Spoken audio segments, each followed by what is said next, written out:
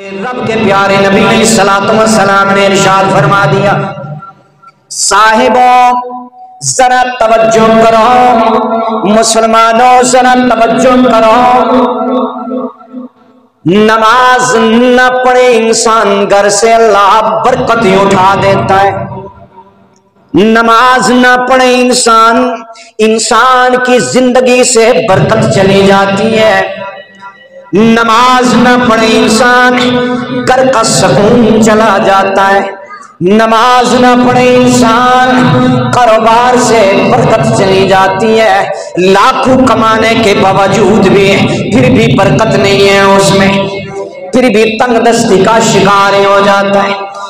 दुनिया के अंदर अगर नमाज ना पढ़ी चेहरे का नूर गया, अगर नमाज न पढ़ी घर का सुकून गया, अगर नमाज न पढ़ी कारोबार से बरकत चली गई, अगर नमाज न पढ़ी औलाद ना फरमाने की तरफ चली गई, अगर नमाज छोड़ दी घर का माहौल ही खराब हो गया, तो जिस नमाज ने तेरे चेहरे को दुनिया में रोशन रखना है उससे मोहब्बत करेगा ना, वो नमाज पढ़ेगा तो कल वो कब्र भी रोशन करेगी। कल कब्र रोशन होगी तेरी नमाज के साथ, कल तेरी कब्र भी रोशन हो जाएगी। तो साहिबो रब के नबी ने इरशाद फरमाया, नाकिस वुजू के साथ नमाज पढ़ने वाले पर कब्र के अंदर अजाब उसे दिया जाएगा, इसलिए कि उसने नाकिस वुजू किया था, उसी में नमाज पढ़नी थी। तो जरा सोचो, जब आप नमाज ही नहीं पढ़ोगे, जब आप कुरान ही नहीं पढ़ोगे, जब आप दीन की तरफ ही नहीं आएंगे, जब मैं दीन की तरफ ना आया, नमाज ना पढ़ी, अच्छे अमाल ना किए, तो मेरी कब्र मेरे साथ कैसा सलूक करेंगे। सुनिए सुनिए, रब के प्यारे नबी हजरत अब्दुल्लाह इब्न उमर रज़ियल्लाहु ताला अन्हुमा आप इरशाद फरमाते हैं, रब के प्यारे नबी अलैहिस्सलातु वस्सलाम की लाडली शहजादी बेटी हजरत रक़िया रज़ियल्लाहु ताला आपका मिसाल हो जाता है। जब हम कब्र पे पहुंचे तो अल्लाह के नबी अलैहिस्सलातु वस्सलाम के चेहरे पर हमने परेशानी के आसार देखे।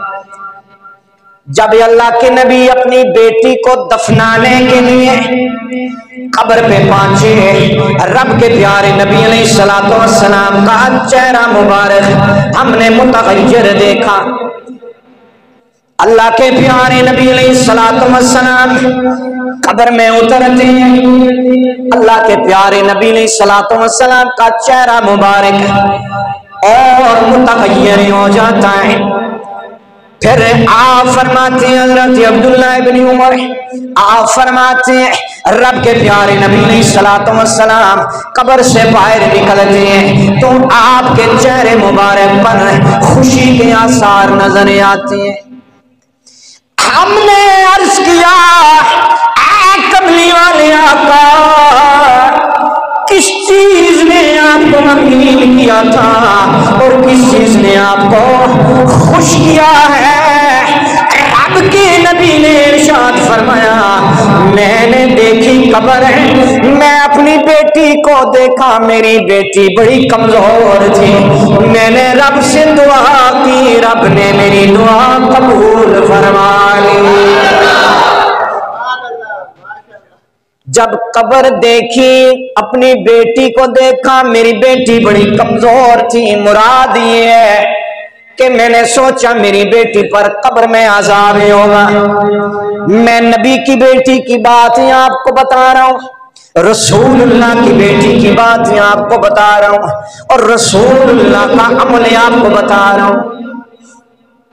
मैं और आप कौन, मेरी और आपकी क्या हैसियत है? नमाज पढ़ते हैं, वो भी हमें सही पढ़नी नहीं आती, वुजू करना नहीं आता, दीगर अमाल नहीं आते। मैं रसूलुल्लाह की बेटी की बात आपको बता रहा हूँ और रसूलुल्लाह की बात बता रहा हूँ। हज़रत अब्दुल्लाह इब्न उमर इरशाद फरमाते हैं, हमने देखा कि हुजूर का चेहरा मुबारक सुर्ख हो गया जब आप कब्र पे पहुंचे, गमज़दा हो गया। फिर कब्र में उतरे तो फिर अल्लाह के नबी अलैहिस्सलातु वस्सलाम जब बाहर आते हैं कब्र से तो आपका चेहरा मुबारक खिल रहा था, खुशी के आसार नजर आ रहे थे। हमने अर्ज किया या रसूल अल्लाह वजह क्या है? तो अल्लाह के नबी ने इरशाद फरमाया मेरी बेटी बड़ी कमज़ोर है। यानी रब के रसूल को ये गुमान हुआ कि मेरी बेटी पर कब्र में अज़ाब होगा। तो आप इरशाद फरमाते हैं मैंने अल्लाह के हुजूर इल्तिजा की दुआ की, रब ने मेरी दुआ को कबूल फरमा लिया। जब रब ने मेरी दुआ को कबूल फरमा लिया तो फिर मुझे अल्लाह ने खुशी भी अता फरमाई। फिर मैं क्या हुआ? खुश हो गया। साहिबो ये नबी की बेटी है, ये रसूल की बेटी है, मेरा और तेरा क्या हाल होना है, मेरा और तेरा क्या हाल होना है। चुगली करते हैं रोजाना, गीबत करते हैं रोजाना, झूठ बोलते हैं रोजाना। अल्लाह के नबी ने यह भी इरशाद फरमाया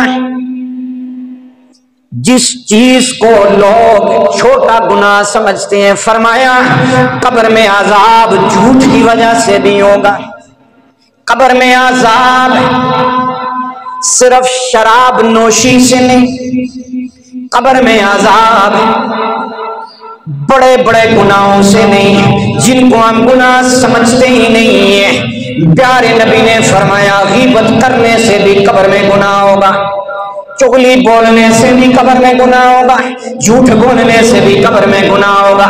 रब के प्यारे नबी अलैहिस्सलातु वस्सलाम ने इरशाद फरमाया अल्लाह तबारक व तआला उस शख्स को भी गुनाह जिसने गुनाह किया है दुनिया में कब्र में अजाब देगा।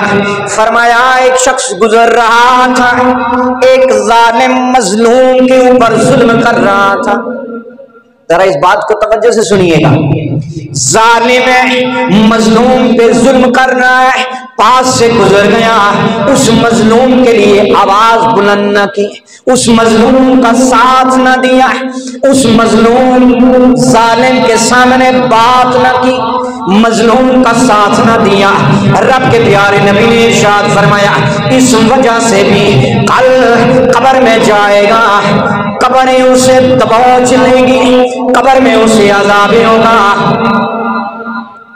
जरा गौर करो, मजलूम का साथ ना देने पर, जालिम बनने पर नहीं, जालिम के सामने आवाज बुलंद न करने पर, तो जो शख्स जालिम जुल्म के साथ किसी की जागीर हथियाने कर ले, जुल्म के साथ किसी को कत्ल कर दे, जुल्म के साथ किसी की प्रॉपर्टी प्लाट पे कब्जा कर ले, किसी के घर पे कब्जा कर ले, जुल्म करे अपने बीवी बच्चों के साथ, जुल्म करे माशरे के साथ, उस जालिम का इंजाम क्या होगा? उस जालिम का इंजाम क्या होगा? यहाँ तो मजलूम का साथ ना देने पर कब्र में अज़ाब होगा, और जो जुल्म करता है, ज़ियादती करता है, अपने बीवी बच्चों पे जुल्म करता है, अपने हमसायों पे जुल्म करता है, माशरे पे जुल्म करता है, ज़ियादती करता है, इक़्तिदार की हवस में जुल्म किया या किसी और मद में जुल्म किया, उसके साथ कब्र में क्या होगा?